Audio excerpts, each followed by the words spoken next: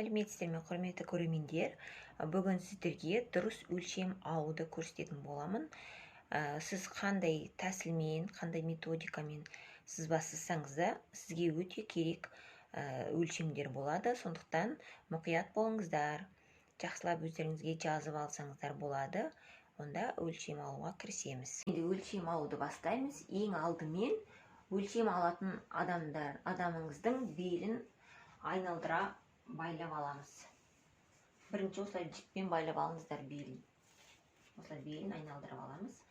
Біздің моделіміздің бойы аласа болғандықтан орындыққа шығарып қойдым енді. Кішкентай қызым болғаннан кейін. Міне, белін байлаған кезде осылай, мына қолдарыңызды былай бүктеген кезде, міне осы сызықпен бірдей болу керек. Сол кезде сіздің беліңіз дұрыс тұр деген сөз. Не болмаса, мына кіндігіңізден 4 қарыс жоғары болса, ол сіздің беліңіз. Бірінші осылай белді айналдыра байлап аласыздар, өлшем алмас бұрын, содан кейін өлшем алуды бастаймыз. Ең бірінші өлшеміміз ол біздің ошы. Ошы дейіп отырғанымыз мойын айналасы. Мойнымызды айналдыра өлшеу. Міне. Осылайнан мойынды айналдыра осылай өлшейсіздер. Мына жерде қолдарыңызды осылай салып тұрып өлшейсіздер. Қатты қысып тұрмау керек, және қатты бос болмау керек. Міне, осылай қолдарыңызды ішіне осылай бір саусағыңызды салу арқылы өлшеп, осылай айналдырып өлшеп, одан кейін осы шыққан санымызды, мысалы бізде 30 болса, осыны 2-ге бөліп жазамыз. 30-ды біз 2-ге бөлген кезде бізде 15. Осылай 15 деп жазып аламыз. Айта кететін зат, айналдыра өлшеген өлшемдердің барлығын айналдыра өлшеген біз 2-ге бөліп жазамыз. Екінші, шипы, яғни ширина плеча, иық кеңдігін өлшейміз. Міне, мойнымыз біткен бетте бізде иық басталады. Осы жерден бастап мойын біткен бетте иықты өлшейміз. Міне, мына жерде өздеріңіз ұстап көрсеңіздер, иықтың сүйегі болады. Иық сүйегін осы жерге дейін өлшейсіздер. Бізде қазір иық өлшеміз 9. Шипы, иық кеңдігі, ширина плеча 9. Одан кейін тағы да айналдыра өлшейтін өлшеміміз ОГ. Көкірек айналасы, охват груди. Осылайнан өлшейсіздер. Осылай өлшейміз. Жаңағыдай бір саусағымызды салып, осылай өлшейсіздер. Қатты қыспайсыздар. Кең де болмау керек. Осылай бір қалыпты, бір саусағыңыз сиятын кеңдікпен өлшеп жазамыз. Мысалы, 62. Яғни айналдыра өлшеген өлшем болғандықтан 2-ге бөлеміз. 62, 31 деп жазамыз. ОГ 31. Жарты өлшемін жазып жатырмыз. Көрдіңіздер ме? Жаңағы өлшеген өлшеміміздің жартысын жазамыз. Өйткені біз оны айналдыра өлшеп жатырмыз. Осылай қатар-қатар түскелі жатырмыз. Өздеріңіз байқағандай мойыннан бастап төмен қарай түскелі жатырмыз. Екінші, высота груди, көкірек биіктігі. Көкірек биіктігінен өзіне өлшеп көрсетейін. Міне қараңыздар. Жаңағы өзіміздің иықтың басталған жері міне. Осы жерден көкіректің ұшына дейін өлшейсіздер. Самый шығып тұрған жерге дейін осылайна. Көкірек биіктігі дегеніміз осы. Иықтың басталған жерінен көкіректің ұшына дейін өлшейміз. Яғни, менде 26 болса, сіздер жазамыз да нәжіге 26, көкірек биіктігі 26 деп жазасыздар. Мен енді қызымның өлшемін алып атқаннан кейін, сол қызымдікін жазайын. Мысалы 18. Бұның өзін жазамыз, бұны 2-ге бөлмейсіздер. Өйткені біз айналдыра өлшеу емес. Енді центр груди, көкірек ортасы, ЦГ, центр груди, көкірек ортасы. Ол да жаңағы біздің 2 көкіректің ұшынан бастап 2 аралық міне. Омырауымыздың 2 аралығы. Осы аралықты біз центр груди, осыны өлшейміз. 16. Міне, мысалы. Міне 2 осы жерді өлшейсіздер осылайынан. Мысалы 13. Сіз өздеріңіздікін өлшейсіздер. 13. Енді бізде ДПТ деген өлшем. Ол деп отырғанымыз длина переда до талии. Ол деп отырғанымыз бел ұзындығы алдынан. Оны былай өлшейсіздер. Жаңағы иығымыздан бастап, мына белге дейінгі өлшем. Мына беліміздің сызық жіп байлаулы тұрған жерге дейін өлшейсіздер. Міне осылай. Мына жерде мысалы 30. Алдыңғы жағынан 30. 30 деп жазасыздар. ДПТ длина переда до талии. Енді келесі өлшеміміз ДСТ. ДСТ. Бел ұзындығы арқасынан. Тура жаңағындай өлшем. Ол длина спины до талии. Бұлайнан. Тұра, қазір осылай. Міне, тура жаңағындай өлшем. Иығынан басталған жерінен бастап, белге дейін, жаңағы белге дейінгі аралық. Бізде жаңа белімізде жіп байлау тұрға дейінгі аралық. Яғни мына жерде 29, 28, 29. 29 деп жазамыз. Енді қараңыздар. Мен өзім айтып өткендей, сіздерге барлық методикаға келетін дейді. Кейбір тігіншілерде, мысалы, былайнан өлшейді. Міне, ШСП деген өлшемдер бар. Ол деп отырғанымыз ширина спины и переда.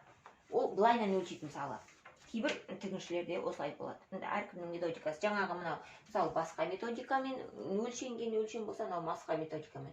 Бірақ бұл өлшемдердің барлығы сіздерге қажет өлшем болғандықтан, мен осылай әр түрлі нұсқасын көрсетіп отырмын. Сіздерде кездесіп қалған кезде алаңдамай осы бойынша өлшемдерін ала бересіздер.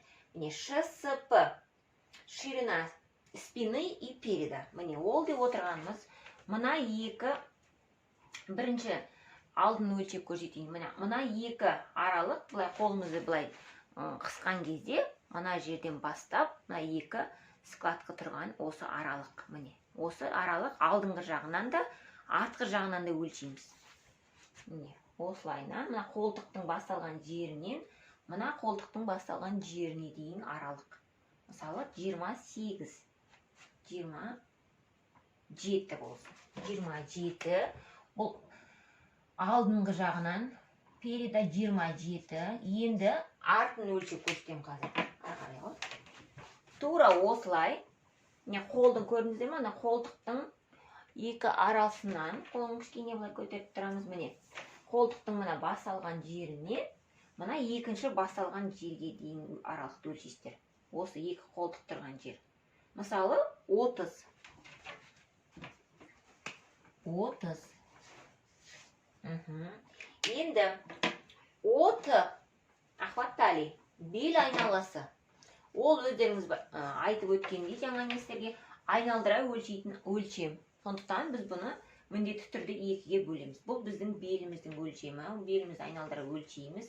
Әдеттегідей бір саусағымызды салу арқылы, міне ішіне қараңыздар, қатты қыспаймыз да, қатты бос та емес, бір қалыпты өлшеммен өлшейміз осылайна міне. Сонда бізде мысалы 57, міне қараңыздар, 57. Біз осыны аламыз да екіге бөле саламыз. Міндетті түрде екіге бөлеміз, өйткені бұл айналдыра өлшеу. Міне, 29. 29. 30 бізде 29 болды. Енді ОБ, яғни бөксе айналасы. Ахват бедер. Оны өлшеген кезде осылайнан міне арт жақтан көресіздер. Осылай біздің неміз меркамыз өлшейтін осылай ыңғайлы болып тұру керек. Өлшеген кезде үстіге астыға қозғалып тұру керек. Көрдіңіздер ме? самый выступающий местамыздан бастаймыз жаңағыдай. Осылай бөксемізді айналдыра өлшейміз. Егер де іші бар адамдар болса, сіздер мына жерге сызғыш қойып өлшесеңіздер болады. Сызғыш қойып өлшесеңіздер, іші бар адамдар болса, сол өлшем сіздерге дұрыс болады. Не болмаса, мына өлшемді алған кезде, бұлай кішкене жоғары көтеріп өлшесеңіздер, сіздерге іштеріңізді қыспай тура дәл болып өлшенеді. Мысалы, мына жерде бізде 74 болса, 2-ге бөле саламыз, 35-37 болады. Мысалы, міне. Айналдыра өлшеген өлшем болғандықтан бізде 37. ОБ бөксе айналасы 37. Енді орындыққа отыра ғой. Енді местерге высота бедер. Ол деп отырғанымыз біздің бөксенің биіктігі. Бөксенің биіктігін стандарт 18 деп жазуға болады, егер кішкентай размер болса. Ал егер де үлкендеу размерлер болса, 42-ден бастап, онда сіз стандарт 22 деп алсаңыздар болады. 25-ке дейін бөксе биіктігі болады. Бөксе биіктігін қалай өлшейтін местерге қазір көрсетемін. Ол деп отырғанымыз бізде высота бедер. Или высота сиденья деп айтуға болады. Міне, мысалы, орындықта отырасыздар осылай. Енді жаңағы түзу отырамыз, иә.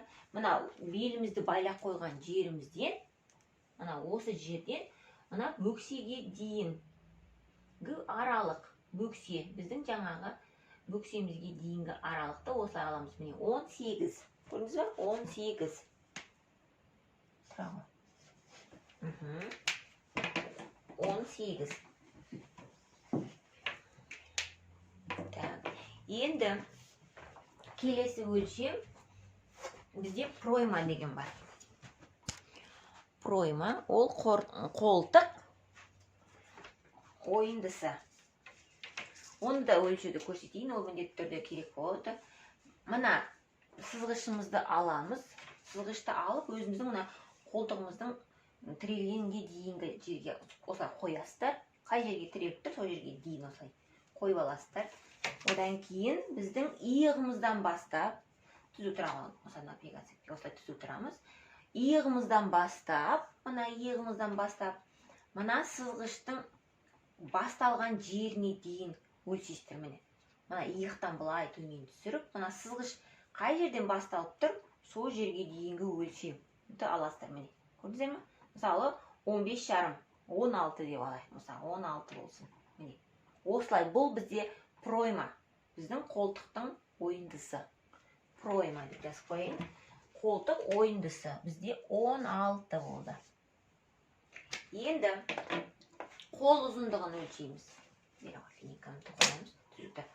Мына қол ұзындығын өлшеу үшін жаңағы біздің өзіміздің иығымыздағы сүйегіміз мына жерде басталған, содан бастап өлшемді содан бастаймыз. Міне, мына жердегі сүйегіміз бар. Осы жерден бастап өзіңізге, мысалы, мына жерге дейін бізде ұзындықты өлшейміз. Ол бізде 45. Длина рукава 45 болсын. 45. Енді охват руки. Ол деп отырғанымыз қол айналасы. Біздің мына қолымыздың ең толықтау жерін аламыз. Осы қолтықтан жанындағы ең толықтау жерін алып, осы жерді өлшейсіздер. Осы жерді өлшейміз, жаңағыдай кішкене бір саусағымызды салу арқылы өлшейміз. Бұл бізде 22 деп алайық. Кішкене қолымызды салып алғанның өзінде 22 болып тұр. Бұл айналдыра өлшеген өлшем болғандықтан міндетті түрде 2-ге бөлеміз. 11. 11. Келесі охват запястья.